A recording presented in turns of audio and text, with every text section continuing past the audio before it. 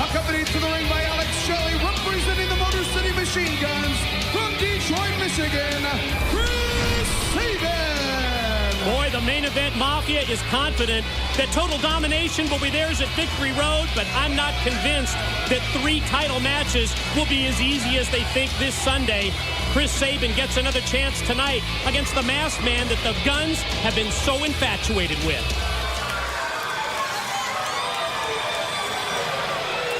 His opponent is the TNA X Division Champion, Suicide!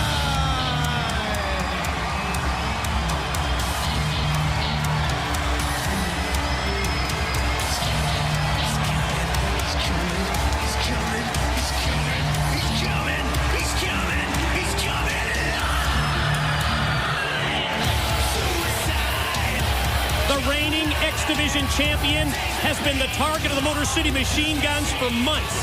Since Alex Shelley lost the title to Suicide, he and Sabin have been intent on solving the mystery of the masked man, and I think a certain amount of that intrigue was revealed last week when we dissected Suicide's ring entrance music and found out that he represents hope and not finality.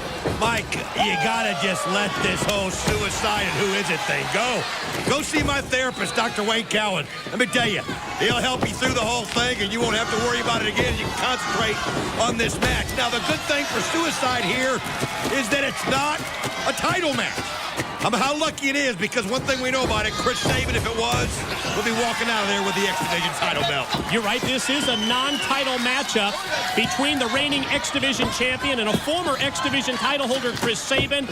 Although I think if anybody's been infatuated with the Suicide mystery, it has to be you and your buddies, Shelley and Sabin. That's how it may look to the untrained eye, Mike, but it's not quite the way it really is. You can see here Sabin taking control of this match, putting the knee right into the gut. I mean, here's a guy that's held that X Division title, what, 4 or 5 times? You're going to point out the interference, the try at least from outside by Shelley. Actually, it works. It sets up the kick, and then the follow drop kick to the head by his Guns partner, Sabin. Interference. It was Suicide's decision to stomp on Shelley's hands. If he had just been concentrating on Sabin, I don't think he would have had that drop kick hit him so hard. Guess you missed it when Shelley hooked the leg of Suicide just moments before that. Boot of Sabin right across the throat, the windpipe of the masked man, Suicide. And now, right in front of his partner, Shelley, he's got Suicide draped over the middle rope, and they're trying to take that mask off. Obviously, it's cinched in there pretty good. Maybe that'll jar the mask loose right there, that shot by Shelley. That's what you're going to talk about? Outside interference leads you to the cover. That might jar the mask loose. Blatant interference from Alex Shelley outside leads to a near fall by his Guns partner, Sabin. But you can see, as Suicide tries to clear the cobwebs, he got rocked by that kick. I'll tell you, we didn't hear it, but obviously Suicide said something to Shelley.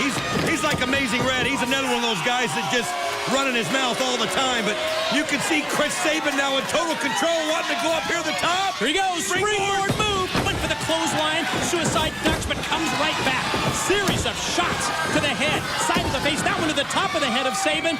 And now he's got Sabin on the defensive, going to shoot him across, and does. Follows up by coming off the ropes and takes him by the back of the head and drives him down to the mat. Suicide just getting all the momentum at this point, taking things to Sabin. Nice block. Sabin just seems just totally discombobulated here, like he can't get a grip, and man, Suicide puts him right on his face. Slingshot into the cutter, into the pin. Oh man, that was close. That's the competitor in Chris Sabin there. I mean, that was just pure instinct, just getting that shoulder up. Does he have anything left to fight off Suicide? Clothesline missed by Suicide. Sabin's kick, his enziguri, rocked him. That certainly didn't miss. What a shot to the head. Coming off the ropes right at Suicide, who takes Sabin up to his shoulders. Gonna roll right through, and then slingshot cross body block on Shelley, takes him down to the floor. You can see Alex Shelley's head. It looked like it caught the railing. He was just sitting there cheering on his partner. I mean, he didn't deserve to have that happen to him. As you can see, Suicide still in control of this matchup. Outside in shoulder block, but then Sabin takes Suicide up and drives him right down. Now it's Sabin for the One, cover. And two, no! Man, that was a beautiful beautiful corkscrew-type move there by Chris Sabin, but you can see now the momentum clearly shifting in his favor as Suicide's wobbling. He's got him up, cradle shot, no! Blocked the cradle shock, gets backed up into the corner, and Sabin comes right at him with a vicious kick to the head and face. I mean, running at him full speed, putting that boot right up to the chin. Look at this, just doing what he wants to now with Suicide. Suicide hung upside down in the corner. In the past, we've seen the hesitation drop kick. I think that was Sabin's idea. Well scouted, and instead, Sabin gets driven, face first, right into the turnbuckle. He's going to try and put him away. Here it is, Suicide solution. Oh, he Here's hit the it. cover, No. leg hook. He's There's done it. the pin. Here's your winner, Suicide!